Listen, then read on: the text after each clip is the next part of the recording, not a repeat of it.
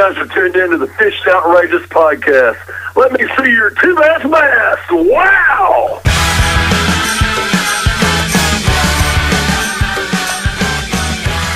Hey everybody, thanks for tuning in to episode 6 of season 2 of Fishin Outrageous Radio. On the line today, we have the voice of FLW Outdoors, Chris Jones. How's it going, buddy?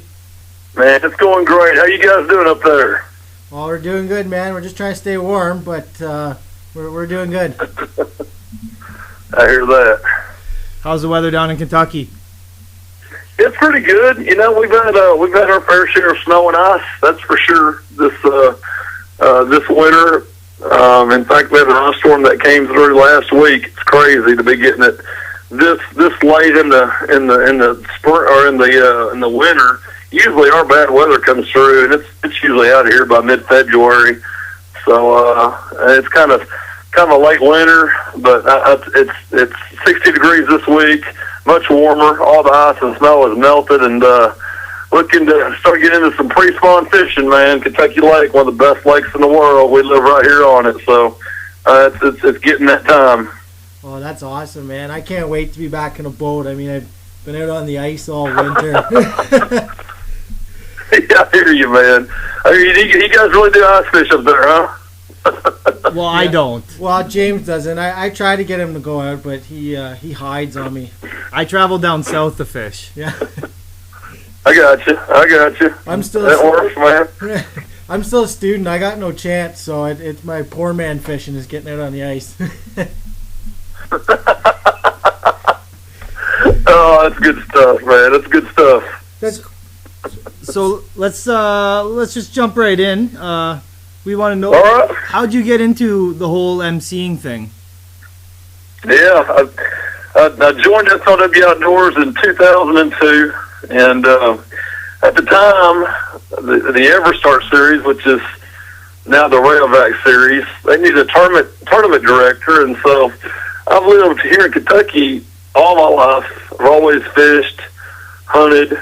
I've really been into the outdoors and everything, and that's just a big part of who I am. And I'd heard one of my very good friends was working in the technology department at FLW, and kind of told me about the job opening, and I thought, you know what, I'm going to go just talk to Kathy Fennell and that administration, and just see what comes of it. And so, anyways, what it was, the EverStart Series tournament director, his wife had cancer, and was in really, really bad shape. He was having to take a whole lot of time off, and typically, you would think that they would have pulled one of the BFL directors up, and then maybe that would leave a BFL tournament position open for me. So that's kind of what I was thinking. But after I met with them and had 3 different interviews, and it just worked out. I was a little bit nervous in the beginning because I was going right into a pro circuit, semi-pro circuit, anyways, and even though I've been around tournament fishing all my life, I really didn't know a lot about the other side of it, so it was great. I got in there and ran every division of that EverStart series from 2003, really all the way up till 2006, and then after that I started doing some of the new FLW series stuff, which was kind of a complimentary tour to the FLW tour. So I dropped a couple EverStart divisions, and I was doing about half the EverStarts, and then the FLW series stuff, and then I started doing some of the FLW tour stuff as well, and I really had and still do have a great passion for putting on bass tournaments. But I love the weigh-ins. I loved the television part of it, and so eventually, my career kind of took off in that direction, and so the majority of all these guys on the Walmart FLW tour, I've known them for a long time. A lot of them, by doing the series and the tour starting in 2007, and then some of them came up through the EverStart series, and starting in 2002, 2003. So just been doing it for so dang long, and my passion has never waned. I still love it and feel stronger about it than I ever have. And Yeah, I could. You know, if you guys want some stories, we could be here for a long, long time. I think it's that, but it's been a good start to hopefully a really good career. I've been all over the country and all the divisions, and you know, met a lot of anglers, and I can tell you that 99% of the people in this industry are really, really good people. So that's kind of how I got my start. And the only thing I do now, I don't run tournaments anymore. I just do the weigh-ins and just do television stuff. So, and I really enjoy that end of it too. So, well, even on TV, you can definitely tell the passion's there, and you definitely belong on the stage. Well, hey, now you got. Man, I really appreciate that. Now you got your own app too. Yeah, it's crazy. That's a funny deal right there because, you know, I've always had a feeling something like that was coming because I've had guys that have told me in the past that they have downloaded some of my sayings and created a ringtone out of it. And I thought, man, you guys are crazy. But I guess, you know, you don't really realize it through the course of your career that you say so many of the same one-liners until they create an app and then show you that you do, you know? So did you? And those guys love it, man. That's crazy. Well, we love it too. You know what? I think everybody that watches FLW looks forward to the weigh-in, of course, to watch the fish be weighed in. But I mean, you put on a great show, and you help show people that aside from us people, you know, that fish tournaments regularly, it really helps bring that excitement to everyone else too.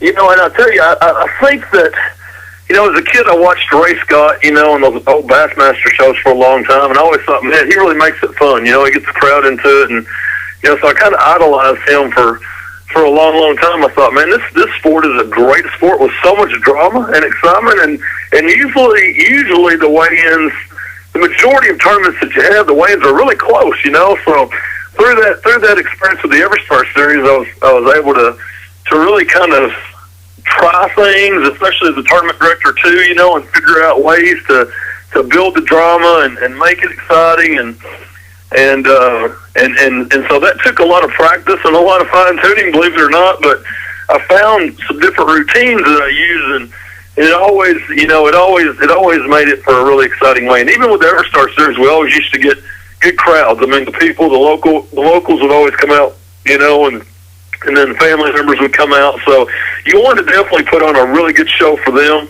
show off the sport, show how fun it is, how exciting it is, and you know, promote it in the right way. And now with the tour, you know, you get huge crowds, and so it's just, you know, kind of taking it to another level. But those guys work so hard. I mean, they put in so much time, and they sacrifice so much on the road, away from their families, you know, financially. And you know, I always felt like I always got a lot of compliments about, you know, you never forget a name. You know, the guys always say, you know, the first time you met me, man, you never forgot who I was, or you never forgot my name. And I think a lot of that is because of the love of the game, man. I remember those guys when they do good, and you really feel for them when they do bad. And I think a lot of it is just passion for the sport. So if you try to honor those anglers, you know, the best that you can, and I think that's where the passion comes out of it. I've always said, you know, as long as it's about the fishermen, I really don't have any nerve problems, because nobody's really here to hear me talk. Everybody wants to know, you know, what Larry Nixon did, or what Clark Wendlandt did, or what Jason Christie did. It's really not about me. And so with that mindset, I was always able to take pressure off myself and really kind of promote those guys in that kind of way. Does that make sense? Yeah, totally. No, it does. For sure. So staying on that, you've been around and crowned some of the biggest names at the Cup, and even people like Wheeler, where it just jump-started his career. Just seeing that blossom and being on stage with all those people watching, what's that experience like? You know, being a part of that's a really neat deal, because especially those tournaments, those crowding moments are the moments that change lives forever. I mean, and they really do. They really do, and you know that, and so you want to really make that crowning moment spectacular. You know, those clips are going to be run on television. They're going to be run on the internet, and they're going to help those guys get sponsors too. And so that's such a special thing. And to see somebody like, Jacob, who you knew after he won the All-American, that he was really talented and really, really good. And he does such a good job of teaching the sport when he's out there fishing, when he's on the water. You really take a lot of pride in that moment. If you ever watched the beginning of the Scott Martin Challenge, his show opening is the crowning moment. I'm in that when he actually won the cup, and so I think I take a lot of pride in that. That's a lot of fun being a part of that. It's unfortunate that I don't get to hang on to the $500,000 check. I got to pass that on. But it really is a neat deal, because people out there watching, they don't understand what's really going on at the scales, man. You can see those guys twitching and turning, and they try to keep that cool, calm look, but there's a lot of money on the line, whether it's a qualifier or especially at the cup. And those guys, they're a bundle of nerves up there, man. I try to create an atmosphere where it's still pretty calm for them, and they can still speak well and easy questions. And if I see that they're getting caught up in their words a little bit, I just kind of smooth that over for them. And I think that's my job, is just really to help promote them and get through that experience the best that we can, and make like the app says, make a TV making moment, right? That's right. And I can definitely attest to everything you say about people in the industry, and whether it's guys at that levels, or even guys like me and James, you really feel like you're part of a community. And 99% of the people, just like you said, they're great people, and we've had the chance to talk to some of the guys, and like we had Jacob on a couple weeks ago, and he's just he's a great kid. We finished the interview, and we chatted about fishing, and it's a family. It is. It really is. It really is. And most of those guys are real humble too. They're very respectful. They're very professional, but man, that's the one cool thing about our sport. Most of those guys are real down to earth. They really are. So, rumor has it you're a school teacher, and apparently everyone in your class has downloaded that Chris Jones FLW app. Are they playing that? That is true, man. That is true. Are they playing that during class to distract you at all, or? It's driving me crazy, to be honest with you, man. And I think it's driving every teacher in our school crazy too, man. I love it, but man, it gets annoying after a while. Man, We've got I was a teacher before I went to work for FLW, and then after I left full time, and now do it, just the tour stuff for the television stuff. And so my other job is here at home in Paducah, Kentucky, and I teach 8th grade social studies at Reedland Middle School, and so the kids found out about the app, and they all downloaded it, and it just goes off in class randomly all the time, drives me crazy. And I tell you what else is pretty funny about that is I use some of the same sayings in class when I'm teaching, like little things like here's the deal, man. I say that all the time. or here we go, baby, let's go, get into this, Oh, they laugh about it every time I say something like that, I'm telling you, if you're my I don't know where they got the Welcome to the United States one at. The only thing I can tell you about that one is it must have been a Japanese angler, or definitely someone from another country, because I wouldn't just randomly say "Welcome to the United States." That's awesome. You know what? I'm not gonna lie. I can think about myself in grade 8, and if I had you as a teacher and I had that app or even a cell phone when I was that age, I would definitely be blasting it nonstop. And I feel like I would be asking more about fishing than I would be about schoolwork. Yeah. Really. Yeah, I hear you, man. That's so funny. So, talking about tournament fishing, do you get out lots to do any fishing? No, yeah.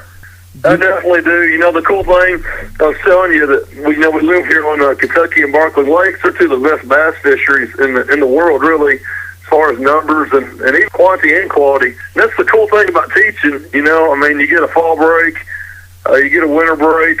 I do a lot of wintertime fishing every now and then, some crappie fishing maybe, but definitely spring break and then all summer. You know, I'm out there just about every day. I fish a lot of local stuff and, you know, love it, man. Eat up with it. Eat up with it. Cool, man. I mean, what was the other thing? Oh, yeah. So, okay. We wanted to ask you a favor. Okay. We were hoping that maybe we could get you to do like a custom intro for us to the Fishin Outrageous podcast. So I'm thinking maybe all right, man. You could we'll let you go in a sec here, and you could say you know, you're tuned in to the Fishin Outrageous podcast, and then follow it up with some sort of real good Chris Jones saying. Yeah, definitely. Okay, awesome. All right. Okay, so we'll let you go. Go for it right now. Hey, you guys are tuned into the Fishin Outrageous podcast. Let me see your two-bass bass. Wow! There it is. That's awesome. That's perfect. See, you know what I All like? right, See, Joe and Jody don't even have their own custom Chris Jones intro. So this is perfect. We're gonna rub that right on them. This is groundbreaking. This is. So, man, I've said that a few times, let me tell you.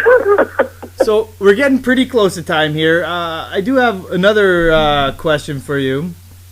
Okay. So you're on stage. You're pretty big. You're a pretty big dude.